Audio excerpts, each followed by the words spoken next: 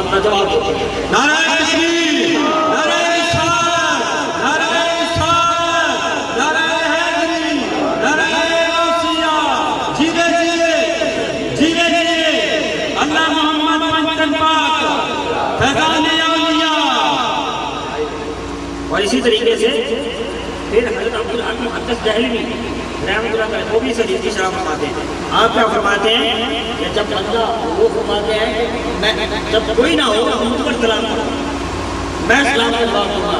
جب حضور نے خود فرما دیا تو حضرت عبدالحق محدث دہلوی کیا فرماتے ہیں کہ کوئی شخص مدینہ پاک جائے اور حضور کے روزے پر حاضر ہو، آقا علیہ السلام کی بارگاہ اقدس میں جائے، حضور کے روزے پر حاضر ہو، ابھی اس نے حضور کے روزے پر درود اور سلام پڑھا ہی نہیں ہے، اس کے سلام کرنے سے پہلے حضور اسے سلام کر چکے ہیں۔ یہ حضرت عبدالحق محدث دہلوی فرماتے ہیں اس کے سلام سے قبل آقا علیہ السلام خود سلام کر چکے ہوتے ہیں، مگر وہ سننے والے کوئی اور ہوتے ہیں۔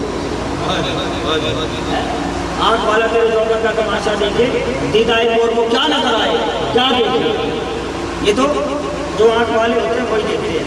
حضرت ابو حفص سمرقندی رضی اللہ عنہ روایت کرتے ہیں، اور یہ روایت حضرت سفیان ثوری رحمۃ اللہ تعالیٰ علیہ سے بھی آئی، مختلف حدیث کتب ہے، اس کا اندر نہیں ہے۔ حضرت سفیان ثوری بھی فرماتے ہیں، حضرت ابو حفص عمر بن حسن سمرقندی رحمۃ اللہ فرماتے ہیں طواف کعبہ کر رہا تھا، دوران طواف کعبہ میں نے ایک شخص کو دیکھا حضور پر درود پڑھتا جا رہا تھا، سلام ہی پڑھتا جا رہا تھا۔ میں نے کہا، میں اس کے پیچھے چل دیا، مینا میں پہنچا، حضور پر درود و سلام ہی پڑھ رہا تھا، صفا مروا پہ گیا، حضور پر درود و سلام ہی پڑھ رہا تھا، رش میں گم ہو گیا، پھر تلاش کیا، اس کے پیچھے چل دیا، کسی اور مقام پر ملا، حضور پر درود و سلام ہی پڑھ رہا ہے۔ میں اس کے پیچھے گیا، میں اس کے قریب پہنچا، میں نے پوچھا، بندے دعا طواف کعبہ نہیں آتی؟ مینا کے ارکان کوئی دعا نہیں آتی؟ صفا مروا میں کوئی دعا نہیں آتی؟ کسی جگہ کی کوئی دعا نہیں آتی؟ صرف درود و سلام ہی پڑھتا جاتا۔ وہ کہنے لگا، اس میں ایک راز ہے، اس میں ایک راز ہے، میں درود و سلام سے پڑھ کر کیا پڑھوں؟ اس پر ایک راز ہے۔ حضرت سفیان ثوری فرماتے ہیں تو وہ راز ہمیں بتلا دے کیا ہے؟ وہ کہنے لگا، میں اور میرا باپ حج کے لیے چلے، راستے کے اندر میرے باپ کی طبیعت خراب ہو گئی، راستے میں میرے باپ کی طبیعت خراب ہو گئی، اور طبیعت آس پاس کوئی طبیب ڈاکٹر بھی نہ تھا، طبیعت زیادہ خراب ہو گئی، کوئی ڈاکٹر نہیں اور کوئی حکیم کوئی بھی نہیں تھا۔ میں نے دیکھا طبیعت مرض پھول پکڑتا گیا، یہاں تک کہ پیدل سفر حج ہو رہا تھا، دوران حج میرے باپ فوت ہو گئے، انتقال ہو گیا۔ اب انتقال ہو گیا، میں اپنے باپ کی لاش کو اٹھائے کھڑا ہوں، اب میں کیا کروں؟ کہ باپ کا پیٹ پھول گیا اور سیاہ ہو گیا، شکل گدھے کی ہو گئی، معاملہ عجیب ہو گیا، شکل گدھے کی ہو گئی۔ اب اس نے اپنے باپ کی لاش پر کپڑا ڈھک لیا، اب وہ کہنے لگا یہ بات میں بتا بھی نہیں سکتا اور کہہ بھی نہیں سکتا۔ ایک تو پریشانی کے باپ خود ہوا، دوسری پریشانی یہ کہ شکل گدھے کی ہو گئی، اب کیا کروں؟ اسی وقت وہ اسی منظر کو دیکھ رہا ہے، پریشان کھڑا ہے، کس کو پکارے، کس کو دیکھے؟ آسمان سے ایک بدلی آئی اچانک، اور جب بدلی اس کے قریب ٹھہری، اس میں سے ایک نور نکلا، بدلی سے ایک نور نکلا، نورانی سے دیوارہ نکلا، اس لاش کے قریب پہنچا، اپنا دست مبارک اس پیٹ پر پھیرا، پیٹ اپنی اصلی حالت پر چلا گیا، چہرے پر پھیرا، چہرہ اور چاند میں کوئی فرق نہ رہا، نورانی ہو گیا۔ ہم تو چاند والا کہتے ہیں، ارے چاند تو کی روشنی تو آپ کے گھر کے کام ہے،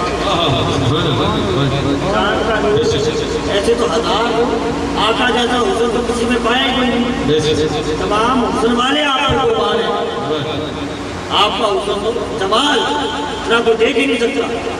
مہاراج یہ ٹاپک نہیں ہے، یہ حسن مصطفیٰ ہے، جس کو بیان نہیں کیا جاتا۔